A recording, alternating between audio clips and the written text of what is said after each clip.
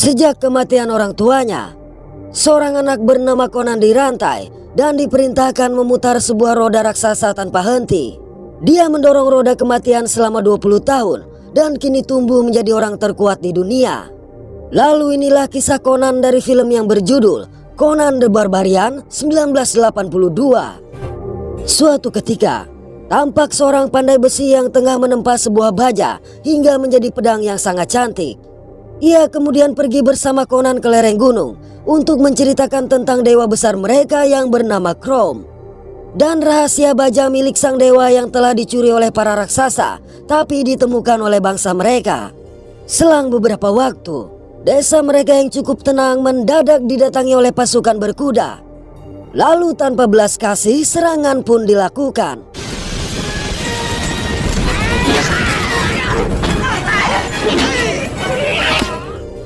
Di tengah kekacauan, Conan dan ibunya melihat sang ayah yang diterkam dan dihabisi oleh anjing para penyerang. Setelah meluluh lantakan seluruh desa, pasukan tersebut mengepung Conan dan ibunya. Sang pemimpin yang bernama Tulsadom mengambil pedang milik ayah Conan dan mendekati ibunya. Lantas dengan sebuah tatapan tajam, Dom yang merupakan seorang penyihir ini menghipnotis ibu Conan. Begitu si ibu terhipnotis tak berdaya, maka tanpa diduga, Conan yang masih anak-anak hanya bisa melihat kepala ibunya dipenggal oleh sang penyihir menggunakan pedang ayahnya tanpa bisa berbuat apa-apa. Pasukan Tulsadom kemudian membawa Conan dan semua anak-anak meninggalkan desa yang sudah porak-poranda. Mereka dibawa menembus hutan dan padang rumput hingga sampai ke tempat Tulsadom. Di tempat ini, Conan dirantai dan diperintahkan memutar sebuah roda raksasa tanpa henti. 20 tahun berlalu, Conan masih terus memutar roda. Bahkan anak-anak yang seusianya dulu sudah tidak ada yang tersisa. Conan yang awalnya kurus, kini tumbuh menjadi pria dewasa yang kekar dan kuat. Suatu hari seorang pria kaya mendatangi roda raksasa itu dan membeli Conan untuk dijadikan sebagai budaknya. Tapi sampai di sebuah kota, alih-alih bekerja, Conan justru dijadikan sebagai gladiator. Malam itu Conan dihadapkan pada seorang petarung yang tak terkalahkan. Alhasil, pertarungan sengit pun terjadi.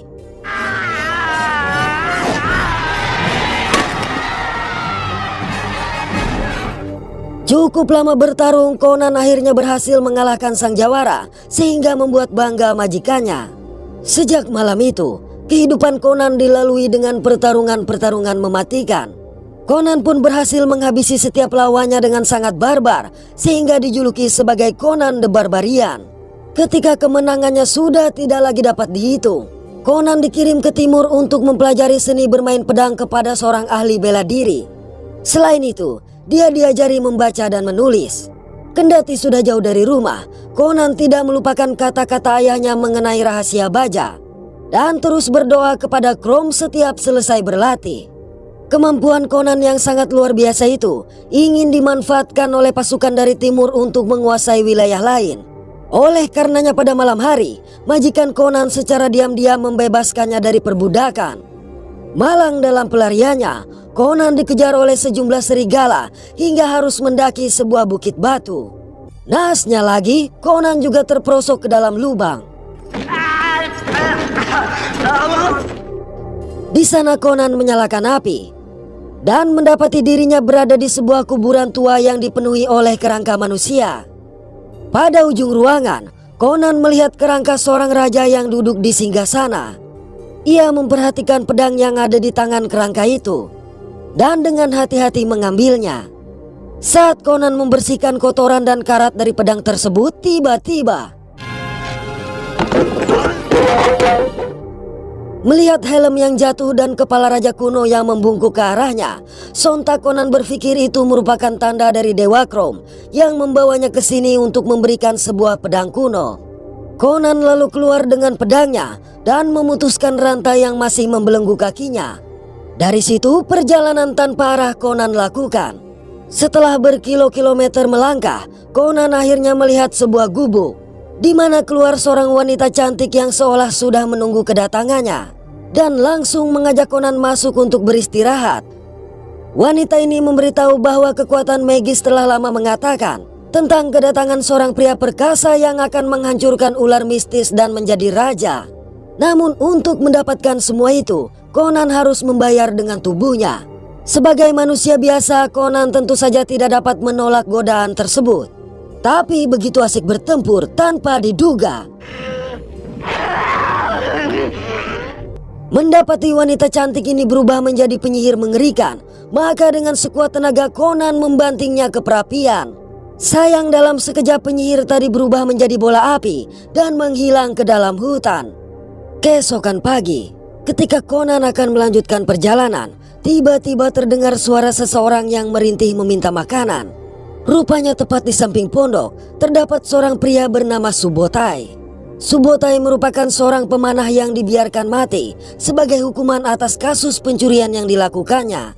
Merasa memiliki nasib yang sama, maka Conan memutuskan untuk membawa Subotai bersamanya.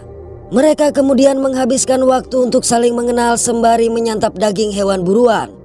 Selama beberapa hari berikutnya, mereka berlari menembus padang pasir hingga sampai ke sebuah kota yang cukup megah. Di kota ini, Conan meminta seorang pandai besi untuk mengasah pedangnya. Pada malam hari, mereka berbicara kepada seorang lelaki tua. Mereka bertanya mengenai ular mistis yang dikatakan oleh penyihir sebelumnya. Pria ini bercerita bahwa 3 tahun yang lalu ada sebuah sekte kecil.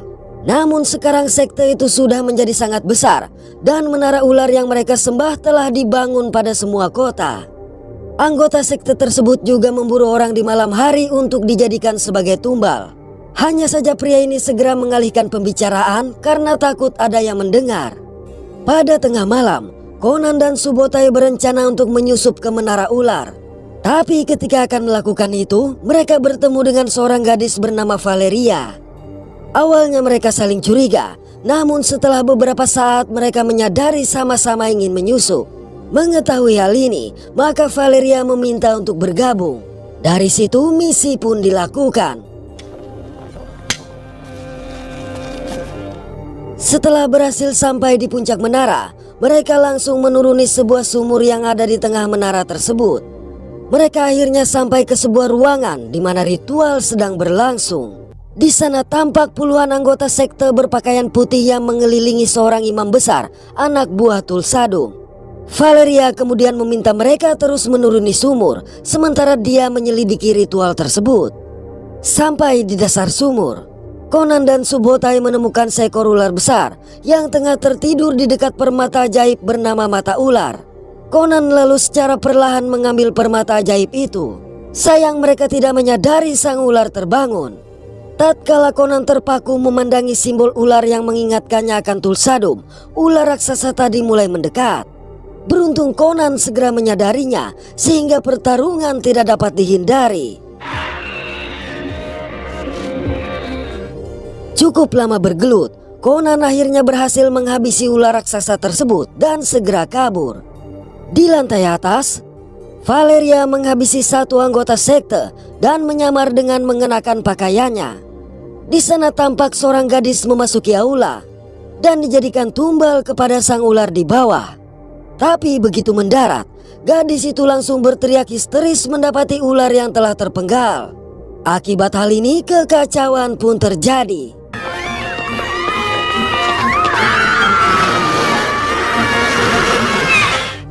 Setelah sampai di puncak menara, Valeria mengajak Conan dan Subotai terjun ke sebuah kolam. Mereka selanjutnya merayakan keberhasilan itu di sebuah bar. Di sini, Conan memberikan permata tadi kepada Valeria. Dan sebagai imbalan, Valeria menghabiskan malam itu bersama Conan di sebuah kamar. Hari-hari berlalu mereka nikmati dengan pesta, di mana Conan merasa bak seorang raja karena telah menjadi kaya dengan uang hasil curian mereka. Hingga pada suatu malam, pasukan kerajaan mendatangi mereka. Sayang Conan yang sudah terlalu mabuk tidak mampu bangun dari tidurnya. Alhasil dengan mudah mereka digiring ke istana untuk menghadap seorang raja bernama Osric. Sang raja telah mendengar kabar pencurian yang mereka lakukan. Alih-alih memberi hukuman, Osric justru memuji keberanian mereka. Jadi selama beberapa tahun mereka mencoba menghabisi ular yang menjaga kuil Tulsadum, tapi tidak pernah berhasil. Bahkan putrinya sendiri telah jatuh dalam mantra sang penyihir dan meninggalkan istana. Sang raja lantas memberikan setumpuk permata kepada mereka untuk membawa putrinya pulang. Saat berunding, Valeria mengungkapkan keberatannya. Dengan alasan pengikut Tulsadum terlalu banyak untuk dikalahkan oleh mereka bertiga, Valeria pun memberitahu bahwa selama ini dia selalu sendiri dan sekarang sudah jatuh cinta kepada Conan. Jadi ingin melanjutkan hidup sebagai orang biasa bersamanya. Tapi Conan tidak mengucapkan sepatah kata pun kepada Valeria. Saat pagi hari, Valeria terbangun seorang diri dan hanya menemukan liontin permata yang ditinggalkan oleh Conan. Dengan begini Valeria sadar bahwa Conan telah pergi mencari Tulsadum seorang diri. Sementara itu, Conan memang sedang dalam perjalanannya menuju ke daerah timur. Selama beberapa hari dia berkelana melintasi salju, padang pasir, hingga padang rumput yang luas. Conan sesekali menanyakan letak kota Tulsadum kepada musafir yang berpapasan dengannya di jalan. Setelah cukup jauh mengembara, Conan akhirnya bertemu dengan pria yang pernah melatihnya berpedang. Malam itu mereka habiskan dengan duduk di dekat api unggun untuk membicarakan mengenai Tulsadum. Pada pagi hari, Conan menitipkan kuda dan pedangnya kepada sang guru. Dia melanjutkan perjalanan dengan mengendarai seekor unta dan menyamar sebagai seorang musafir yang sedang jatuh cinta agar para pengikut Tulsadum tidak mencurigainya. Tak lama setelah itu Conan sampai ke salah satu desa pengikut Tulsadum. Di sana dia melihat barisan anggota sekte pemuja ular yang kemudian dikerumuni oleh para warga. Conan yang tampak kebingungan akhirnya ditegur oleh seorang anggota sekte. Conan menyadari pria ini ingin mempengaruhinya. Untuk itu dia mengajak sang pria berbicara di tempat sepi. Begitu yakin tidak ada orang yang melihat, maka secara mengejutkan setelah melenyapkan pria tadi, Conan mengenakan pakaiannya untuk menyamar dan bergabung dengan anggota sekte lainnya. Mereka lalu berjalan menuju ke istana Tulsadum. Saat sampai di tangga istana, seorang prajurit yang merasa curiga meminta Conan menunjukkan kalungnya. Kalung tersebut kemudian dilaporkan kepada pengawal pribadi Tulsadum. Sementara itu, Tulsadum akhirnya muncul di hadapan para pengikutnya. Dan yang sangat mengesankan, Tulsadum sama sekali tidak menua. Ketika Tulsadum memberikan khotbah, tiba-tiba pengawal pribadinya menangkap Conan yang mereka sebut sebagai kafir. Di sana terlihat pula putri Raja Osric yang telah diculik oleh Tulsadum. Conan lalu mereka siksa sampai Tulsadum datang menemuinya. Sebagai seorang penyihir sakti mandraguna, tidak sulit bagi Tulsadum mengetahui kalau Conan adalah pencuri mata ular. Dia juga mengetahui mata ular itu telah Conan berikan kepada Valeria. Tapi yang paling membuat Tulsadum marah yaitu ular peliharaannya dihabisi oleh Conan. Hanya saja Conan langsung mengatakan kalau Tulsadum juga telah menghabisi orang tuanya dan mencuri pedang sang ayah. Sayang Tulsadum merasa itu adalah kesalahan masa mudanya. Di mana kala itu dia menganggap baja lebih berharga daripada emas atau permata. Sekarang Tulsadum tidak lagi mengejar semua itu karena dirinya yakin daging dan nafsu adalah kekuatan yang sebenarnya. Sebagai hukuman, Tulsadum memerintahkan anak buahnya untuk menyalipkan Conan di pohon kesengsaraan. Di tempat ini Conan menyadari bahwa ajalnya akan segera tiba. Karena dalam kondisi seperti itu dia tidak mungkin lagi bisa pergi. Terlebih semakin banyak burung pemakan bangkai yang berdatangan untuk menyantapnya.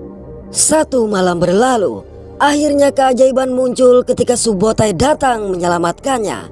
Tak hanya Subotai, ternyata Valeria pun ikut datang. Mereka lantas membawa Conan ke gubuk sang guru guna meminta pertolongan.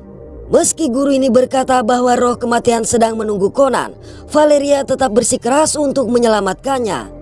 Alhasil selama beberapa hari, si guru melakukan ritual dengan membuat berbagai pola di tubuh Conan yang masih tidak sadarkan diri. Pada malam terakhir, roh kematian mulai berdatangan untuk mencabut nyawa Conan. Maka dengan bersusah payah Valeria dan Subotai berusaha menghalau roh-roh tersebut. Berkat kegigihan mereka, akhirnya roh-roh itu pun pergi. Keesokan pagi Conan siuman dengan kondisi yang sudah pulih. Conan kembali berlatih untuk mengumpulkan semua ketangkasannya. Malam hari, Subotai memberitahu bahwa untuk menyusup ke istana Tulsadum, mereka harus melewati bagian belakang gunung. Subotai menyarankan untuk merebut putri raja terlebih dahulu dan membalas dendam kepada Tulsadum di lain waktu. Namun Conan tidak menanggapinya karena jelas dari wajahnya tersirat dendam yang begitu membara. Keesokan hari, mereka berangkat menuju bagian belakang dari gunung yang menjadi istana Tulsadum. Sebelum masuk, mereka terlebih dahulu merias wajah dan tubuh masing-masing. Rupanya bagian belakang dari gunung ini adalah dapur istana. Di sana mereka melihat tubuh manusia yang dimasak pada sebuah tungku besar dan dibawa ke dalam istana. Di dalam aula utama, mereka melihat putri Raja Osrik duduk di kaki sang tukang sihir. Sejurus berselang, mata Tulsadum mendadak berubah. Rahangnya secara perlahan maju ke depan dan tangannya menghilang di balik jubahnya. Lalu tampaklah sang tukang sihir yang berubah wujud menjadi seekor ular besar dan mulai merayap turun dari singgasananya. Pada waktu yang sama, 3 sekawan mulai melakukan penyerangan. Dari situ kekacauan pun terjadi.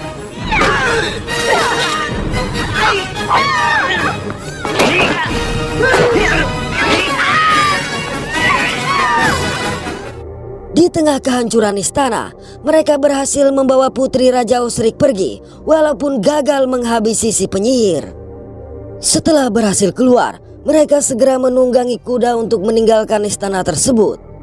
Tulsadum yang melihat itu langsung mengambil seekor ular dan mengubahnya menjadi anak panah, lalu melepaskan tembakan tepat mengenai Valeria. Setelah cukup jauh, mereka akhirnya berhenti untuk memeriksa luka Valeria. Malang anak panah yang berasal dari ular ini sangat berbisa. Menyadari ini adalah akhir hidupnya, maka untuk terakhir kali Valeria meminta Conan untuk memeluk dan menciumnya. Beberapa detik kemudian, gadis itu pun menghembuskan nafas terakhirnya di pelukan Conan. Kematian Valeria sontak semakin memicu keinginan Conan untuk membalas dendam. Valeria lalu dikremasi pada tumpukan batu yang dijaga oleh guru Conan. Menurutnya, tak ada api yang bisa menyala di tempat itu. Namun ternyata dengan mudah Conan menyulutkan api yang membuat sang guru terpana. Menyadari api tersebut dilihat oleh Tulsadum, maka keesokan hari mereka mendirikan pagar pancang dan sejumlah jebakan mematikan lainnya. Mereka juga mengikat putri Raja Osrik di batu untuk dijadikan sebagai umpan. Tak lama setelah itu, guru Conan datang membawakan baju besi, perisai dan senjata untuk mereka. Selang beberapa waktu, akhirnya pasukan Tulsadum pun muncul. Melihat mereka, Conan berdoa kepada Krum agar mendapat perlindungan untuk menyelesaikan balas dendamnya. Dari situ pertempuran barbar pun terjadi.